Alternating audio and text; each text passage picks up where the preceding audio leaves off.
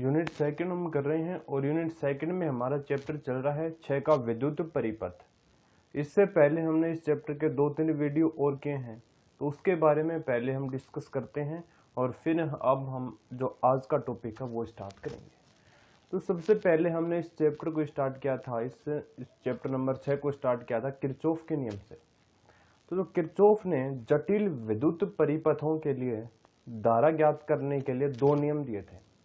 उसमें पहला नियम दिया था कि धारा नियम क्या होता है, या फिर इसको बोलते हैं हम संधि नियम, या फिर इसको बोला जाता है KCL किरचॉफ करंट लॉ। इसमें बताया गया था कि किसी विद्युत परिपथ के संधि बिंदु पर समस्त धाराओं का बीजगणितीय योग 0 होता है। क्या बताया था देखना, जैसे कि ये कोई संधि बिंदु है, इसमें 2 धारा तो अंदर जा रही है, ये मान लेते हैं I1 जा रही है और 2 धारा ये है I2, 2 धारा ही बाहर निकल रही है I3 और ये है I4। यानी कि जितनी धारा इस संधि बिंदु के अंदर जाएगी उतनी ही धारा इस संधि बिंदु के बाहर भी जाएगी।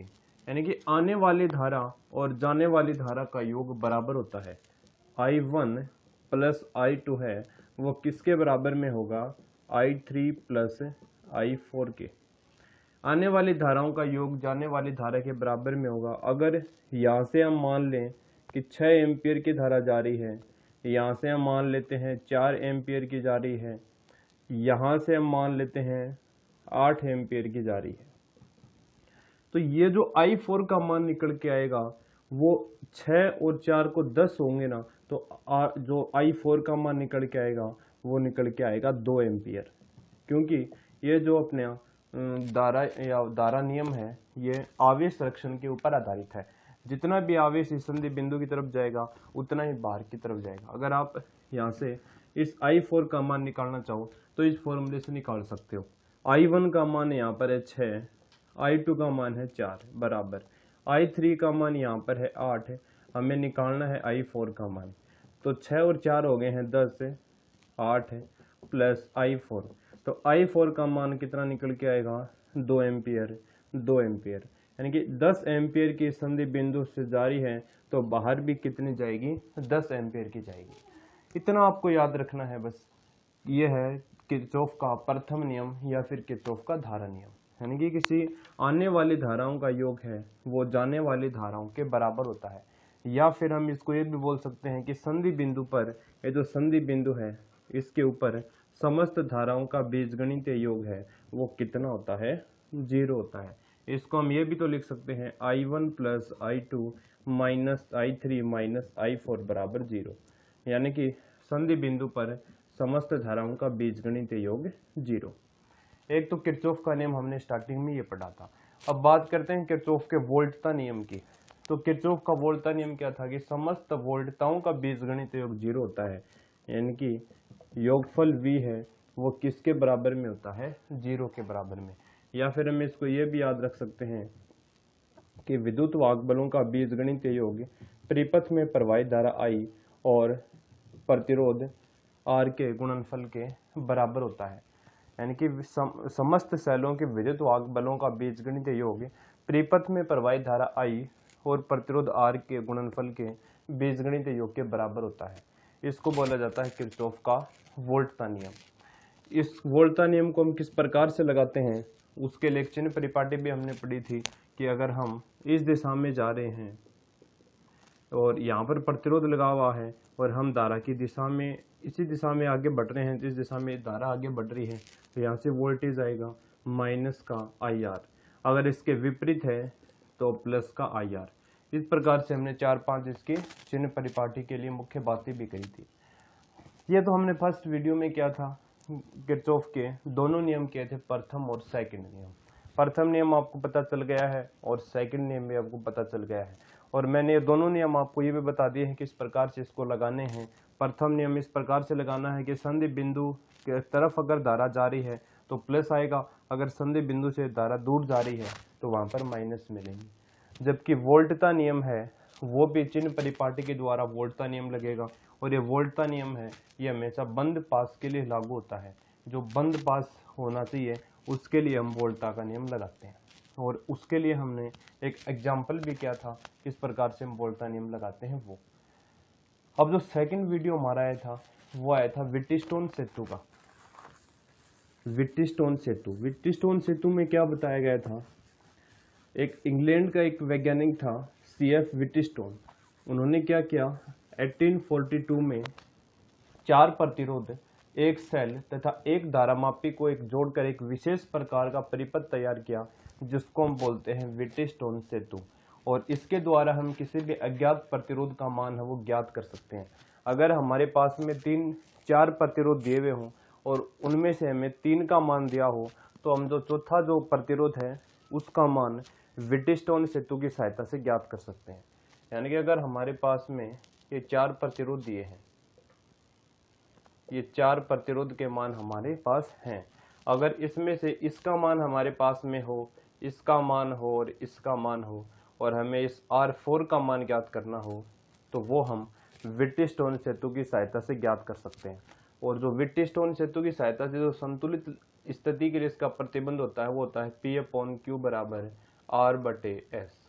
ये प्रतिबंध होता है व्हिटस्टोन सेतु की संतुलन अवस्था के लिए। तो इस प्रतिबंध के द्वारा अगर हमें P का मान दिया हो, PQRS यहाँ पर प्रतिरोध को प्रदर्शित करते हैं, तो अगर P का मान दिया हो, Q का मान दिया हो और R का मान दिया हो तो यहाँ से हम S का मान निकाल सकते हैं। उस यानी कि कहने का मतलब अगर तीनों में से अगर चारों में से अगर हमें 3 का मान दिया हो तो 1 का मान हम इस फॉर्मूले के द्वारा आराम से ज्ञात कर सकते हैं। तो ये हमने व्हिटस्टोन सेतु के बारे में पढ़ा था दूसरे वीडियो में, और इसके हमने बनावट भी की थी, कार्य विधि और सिद्धांत भी किया था और इस फॉर्मूले को स्थापित भी किया था। अब जो तीसरा वीडियो था उसमें हमने क्या था, व्हिटस्टोन सेतु की संतुलन अवस्था के लिए प्रतिबंध किरचॉफ के नियम से। तो ये प्रतिबंध P/Q R/S, इस प्रतिबंध को हमने किरचॉफ के नियम से स्थापित किया था। ये अपना व्हिटस्टोन सेतु कंप्लीट हो गया था यहाँ तक टॉपिक। अब जो नेक्स्ट जो टॉपिक आता है वो आता है मीटर सेतु। तो उस टॉपिक को अब हम कंटिन्यू करते हैं। और ये जो मीटर सेतु है अपना टॉपिक, ये कंप्लीट व्हिटस्टोन सेतु के ऊपर आधारित है। तो अगर आपको व्हिटस्टोन सेतु टॉपिक कंप्लीट आता है तो ये मीटर सेतु इजी सा टॉपिक है, छोटा टॉपिक है। तो देखना मीटर सेतु के बारे में अब हम करेंगे।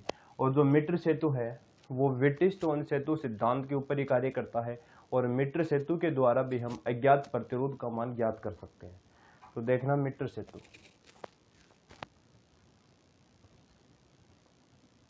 मीटर सेतु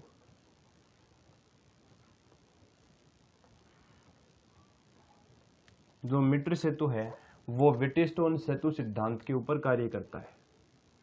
तो यहां पर हम लिखेंगे मीटर सेतु व्हिटस्टोन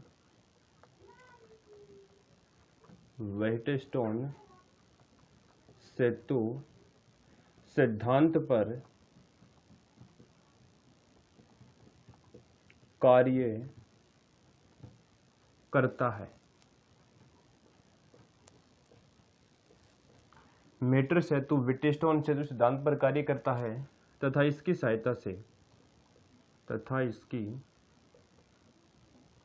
सहायता से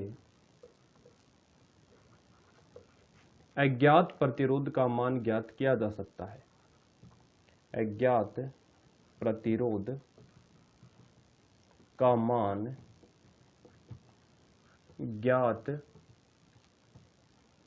किया जा सकता है।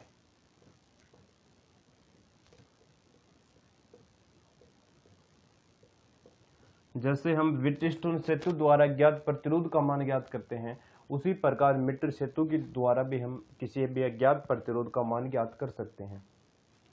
इसे हम मीटर सेतु इसलिए कहते हैं क्योंकि इसमें 1 मीटर लंबा प्रतिरोध तार जुड़ा हुआ होता है। तो यहाँ पर हम ये लाइन भी लिख देते हैं, इसे मीटर सेतु इसलिए कहा जाता है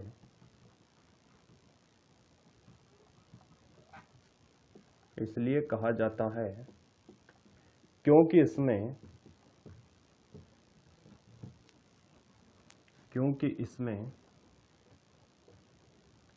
1 मीटर लंबा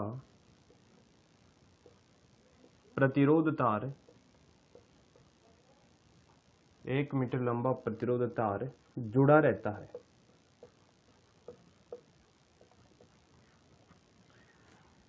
तो ये मीटर सेतु की परिभाषा हो गई है कि मीटर सेतु व्हिटस्टोन सेतु सिद्धांत के ऊपर कार्य करता है और इसके द्वारा भी हम किसी अज्ञात प्रतिरोध का मान ज्ञात कर सकते हैं। और इसे मीटर सेतु इसलिए कहते हैं क्योंकि इसमें 1 मीटर लंबा प्रतिरोध तार जुड़ा हुआ होता है। ये जो पूरी व्यवस्था है ये व्हिटस्टोन सेतु के सिद्धांत पर ही कार्य करती है। तो सबसे पहले हम यहाँ पर वो व्हिटस्टोन सेतु बनाते हैं, उसी की सहायता से हम मीटर सेतु को बनाएंगे। तो देखना यहाँ पर व्हिटस्टोन सेतु हमने किस प्रकार से बनाया था।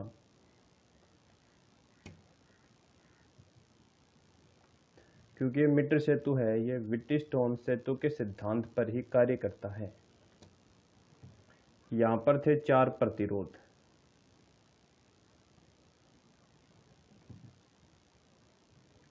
एक प्रतिरोध यहाँ पर था। इसलिए अगर आपको वो पहले वाला अगर वीडियो अच्छे से आता है तो ये टॉपिक सबसे सरल टॉपिक है।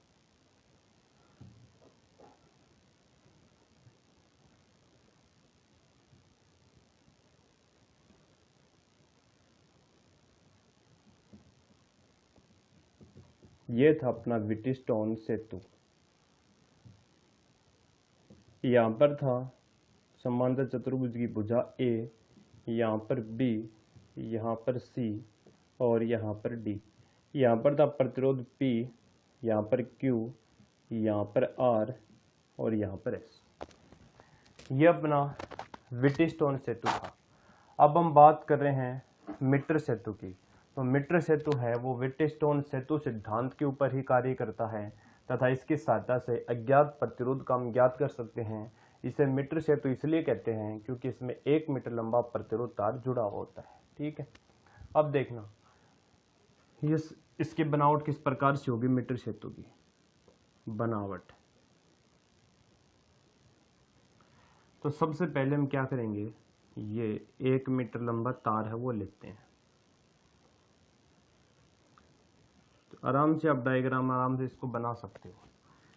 ये 1 मीटर का लंबा तार है, तो 1 मीटर बराबर हमें पता है 100 सेंटीमीटर। तो ये 100 सेंटीमीटर लंबा तार है। ये 1 मीटर लंबा तार हमने बना लिया है। इसी के नीचे एक स्केल लगी हुई होती है।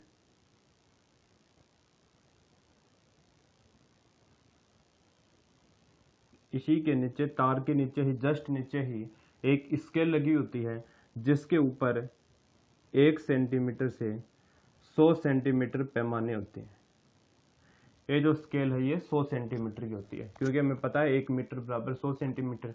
जितना लंबा तार है उतनी ही लंबी ये स्केल होगी। और ये जो इस स्केल का होगा ए सिरा और ये होगा सी सिरा। ये तो इसका ए सिरा है और ये इसका सी सिरा है। 1 मीटर लंबा तार है और इस तार के साथ में स्केल लगी हुई होती है। अब ये जो बिंदु ए है इसके साथ में धातु की 2 एल आकार की पत्तियां हैं वो जुड़ी हुई होती हैं।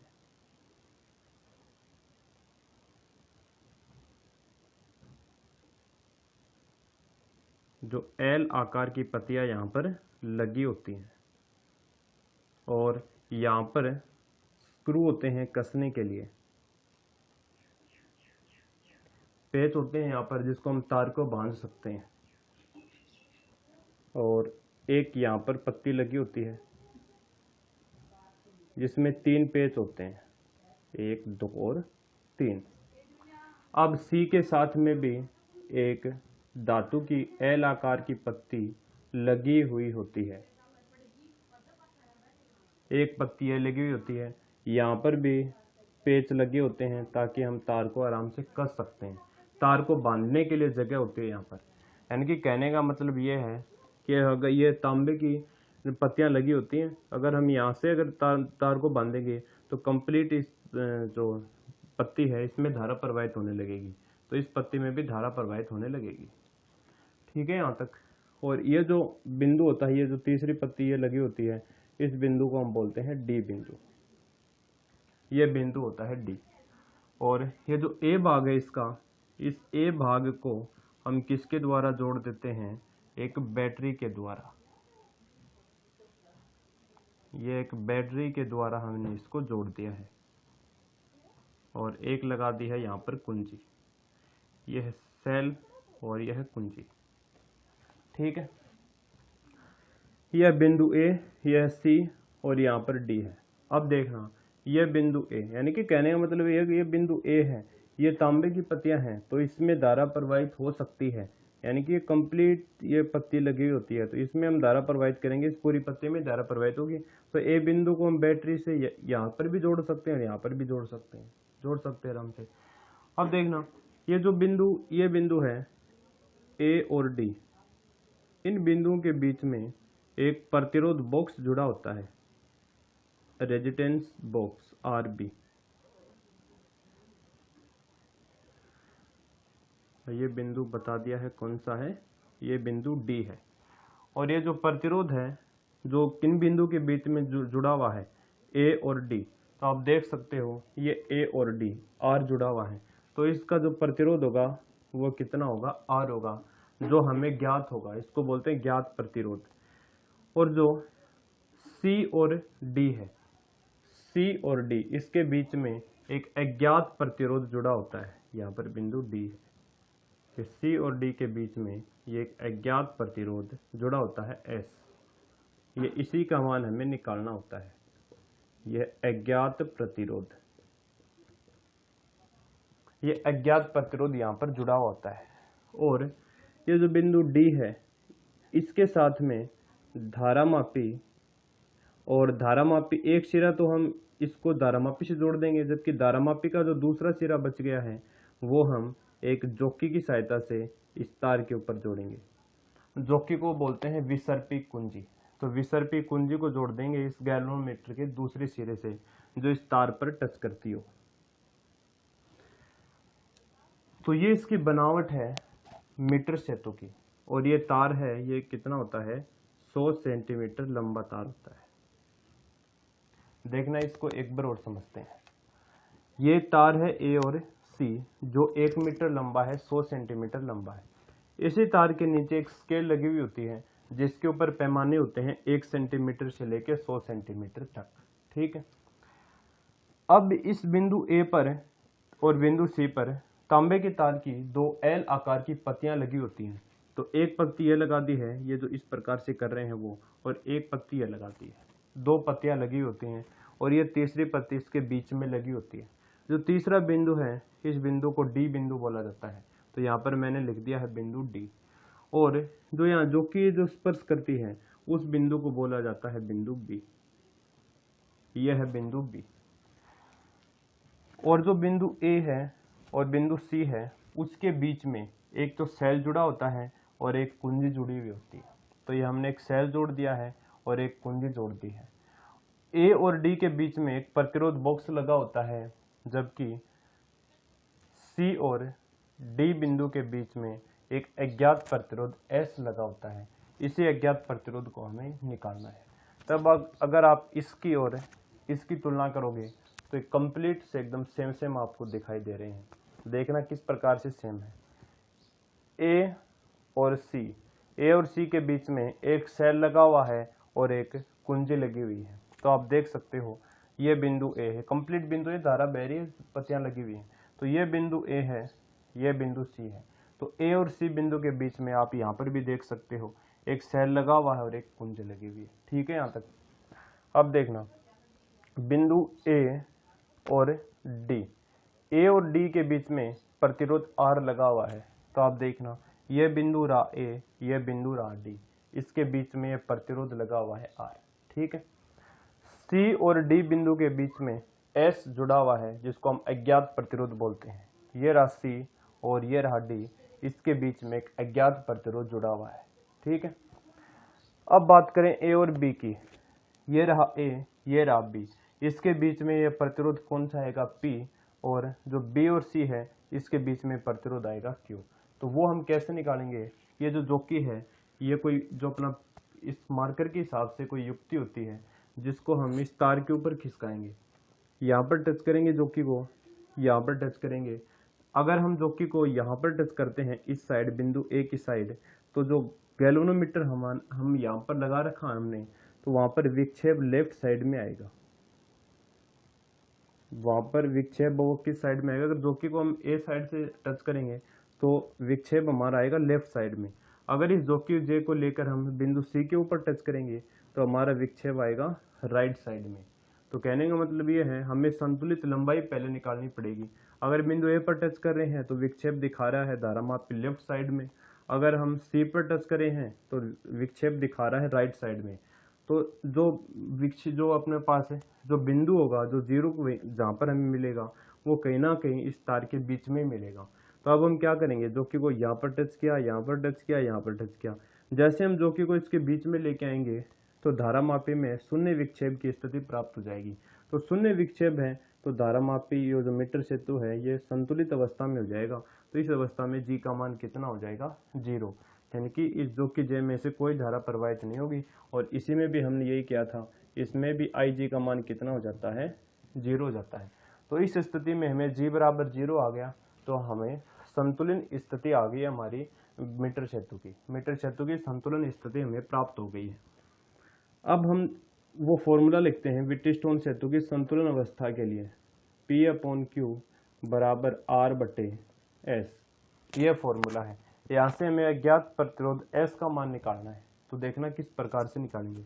तो सबसे पहले हमें इस P का पता होना चाहिए। तो P देखना आप A और B बिंदु के बीच में है। तो यह रहा A और यह रहा बिंदु B। अब जैसे जो कि J को आप टच करेंगे तो अगर जहाँ पर भी शून्य आ जाए तो आप A से लेके B की लंबाई मापोगे, वही किसका प्रतिरोध होगा? बिंदु P का प्रतिरोध होगा। तो ये लंबाई हम मान लेते हैं कितनी है? L है। जो AB है उसका प्रतिरोध कितना है? L है। क्योंकि जो कि J को हमने जहाँ जहाँ टच किया है, जहाँ पर 0 आ गया वो स्केल लगी हुई, उस स्केल से हम लंबाई को माप सकते हैं। तो ये लंबाई कितने आ गई? हमने ये एग्जाम्पल ये समझने के लिए मान लिया है कि L लंबाई के ऊपर ये जो धारामापी है इसमें शून्य विक्षेप प्राप्त होता है। तो यहाँ पर AB का मान है AB, और AB के बीच में कौन सा प्रतिरोध जुड़ा हुआ है? P। उसका मान कितना आ गया? L आ गया है। L के ऊपर धारामापी में शून्य विक्षेप की स्थिति प्राप्त होती है। अब ये बचा है B और C। तो ये L है, ये 100 है, तो हम इसको क्या लिख सकते हैं? BC को। और जो BC है अपना वो है ये रहा B और ये रहा C। ये अपने पास है Q। इसको लिख सकते हैं 100 माइनस L। क्योंकि ये L है कंप्लीट 100 है, तो इतना कौन सी लंबाई बचेगी अपनी? 100 माइनस L बचेगी। तो हम सारे के सारे मान देखना यहाँ पर रखेंगे। P/Q, P का मान है L और Q का मान है 100 माइनस L। R यानी कि इसका प्रतिरोध हमें प्रतिरोध बॉक्स से 4 ओम का 5 ओम का मिला दिया हुआ होगा R, और ये अज्ञात प्रतिरोध है S। ठीक है, इसको हम वज्र गुणा करेंगे तो अपने पास आएगा S इंटू L बराबर 100 माइनस L इंटू में R। यहाँ से अगर S हम निकालेंगे तो अपने पास आएगा 100 माइनस L बटा L इंटू में R। इस फॉर्मूले के द्वारा हम अज्ञात प्रतिरोध का मान ज्ञात कर सकते हैं, अज्ञात प्रतिरोध का। तो ये जो फॉर्मूला होता है ये होता है अज्ञात प्रतिरोध ज्ञात करने का फॉर्मूला।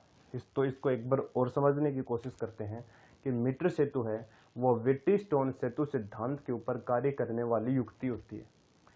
इसके द्वारा भी हम अज्ञात प्रतिरोध का मान ज्ञात कर सकते हैं, और इसे मीटर सेतु इसलिए कहा जाता है क्योंकि इसमें 1 मीटर लंबा प्रतिरोध तार जुड़ा हुआ होता है। ये जो कंप्लीट युक्ति है ये व्हिटस्टोन सेतु के सिद्धांत पर ही कार्य करती है। तो सबसे पहले मैंने यहाँ पर व्हिटस्टोन सेतु बनाया है। इसमें 4 प्रतिरोध हैं P, Q, R, S, और ये समांतर भुजाएं हैं A, B, C, D। ठीक है, अब देखना मीटर सेतु की हम रचना करते हैं। तो ये बिंदु A और ये C है। जो AC है वो 1 मीटर लंबा तार है, 100 सेंटीमीटर लंबा तार है। अब AC के नीचे ही स्केल लगी हुई होती है जिसके ऊपर पैमाना होता है 1 सेंटीमीटर से लेकर 100 सेंटीमीटर तक। अब ये बिंदु A के ऊपर तांबे के तार की 2 पत्तियां लगी हुई होती हैं L आकार की। तो एक पत्ती हमने ये लगा दी है और ये C के ऊपर भी एक दूसरी पत्ती लगी हुई होती है। बीच में एक अन्य बिंदु होता है जिसको हम बोलते हैं बिंदु D। यहाँ पर C, यहाँ पर A, यहाँ पर C और यहाँ पर बिंदु हो गया D। अब A और C को हम जोड़ देते हैं एक बैटरी से और एक कुंजी से। तो ये हमने A और C को एक बैटरी और एक कुंजी से जोड़ दिया है। ठीक है यहाँ तक। अब देखना यहाँ ऊपर आप बिंदु A और D, इसके बीच में प्रतिरोध जुड़ा हुआ है R। तो ये बिंदु A है, ये बिंदु D है, प्रतिरोध जोड़ दिया हमने R। तो ये तार होते हैं यहाँ पर कसने के लिए, या स्क्रू लगे होते हैं जिसको हम आराम से तार को जोड़ सकते हैं इन बिंदुओं के ऊपर। तो इसको हमने जोड़ दिया है प्रतिरोध RB, जिसका प्रतिरोध है R, और C और D के बीच में जुड़ा हुआ है S। ये C है, ये D है, इसके बीच में जुड़ा हुआ है S अज्ञात प्रतिरोध। इसी का मान हमें निकालना है। अब बात करते हैं आगे। जो बिंदु D है उसके साथ में क्या जुड़ा होता है, एक धारामापी, और धारामापी के जो दूसरे धारामापी देखना इस प्रकार से कोई होता है जिसको हम धारा को आराम से पढ़ सकते हैं। यहाँ पर होता है 0, 1, 2, इस प्रकार से सुई लगी होती है यहाँ पर। अगर हम इस जो कि जे को यहाँ पर टच करेंगे तो विक्षेप लेफ्ट साइड में वरना राइट साइड में। इसके भी दो बिंदु होते हैं, इस प्रकार से लगे होते हैं दो बिंदु। तो एक तार को हमने इस बिंदु से जोड़ दिया है, ये जो तार आ रहा था बीच वाला तार, इस तार को इससे जोड़ दिया है। जो दूसरा तार निकल कर आ रहा है उसको हमने जोकी से जोड़ दिया है, या फिर विसर्पी कुंजी जिसको बोलते हैं, विसर्पी कुंजी से जोड़ दिया है। अब विसर्पी कुंजी इस प्रकार की होती है। अब जैसे हम विसर्पी कुंजी को बिंदु ए पर टच करेंगे तो धारामापी में विक्षेप आएगा लेफ्ट साइड में। अगर हम बिंदु सी के ऊपर टच करेंगे तो आएगा राइट साइड में।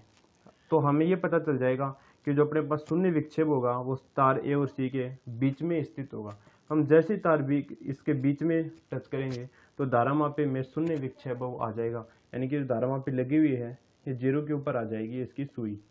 तो 0 पर आ जाएगी, वही कौन सा बिंदु हो जाएगा, बी बिंदु हो जाएगा।